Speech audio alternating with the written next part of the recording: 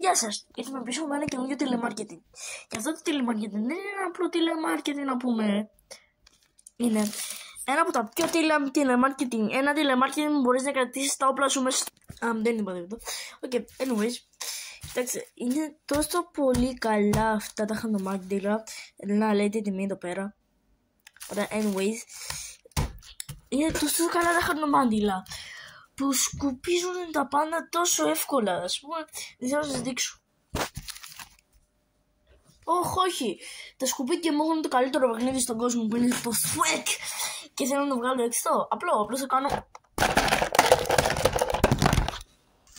Πω, δούλεψε. Κοιτάξτε, παιδιά. Magic trick. Και θα τα αφανίσω πάλι.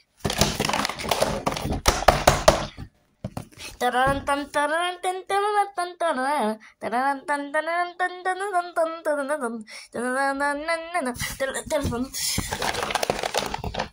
Μπουμ, το αφάνισα. Το αφάνισα. Να σας δείξω πόσο καλό είναι το χαρτομάτιλα. Να, πάω να σβήσω εδώ πέρα. Αυτό εδώ πέρα. Το σκονάκι.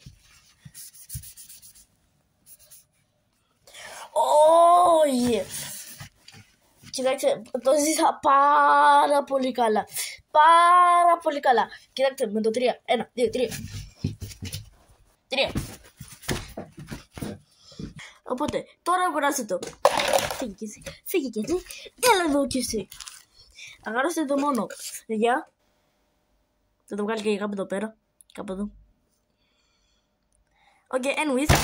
Αυτό εδώ πέρα είναι τόσο καλό όπως είδατε. Η θήκη του είναι άλλα 5 ευρώ άμα θέλετε να το πάρετε.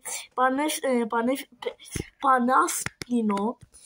Και κιόλας άμα θέλετε να πυροβολήσετε κάποιον έρχεται και μια δωρεάν για μαζί σας. Οπότε μπορείτε να πυροβολήσετε όποτε θέλει κάποιος. Επίσης πάρτε και ένα USB. Nice. Φύγετε ακόμη με το βίντεο. Έχουμε και κάτι έξτρα για αυτούς που θέλετε κάτι έξτρα. Δεν έχουμε μόνο αυτό. Έχουμε και για να σκουπίσετε πιο εύκολα το κόλλο σου. Το χαρτί τουαλέτας που το βάζεις μέσα από το κόλλο σου. Και σίγουρα δεν έρχεται μαζί με ένα μαχαίρι. Ωραία, τέλος πάντων.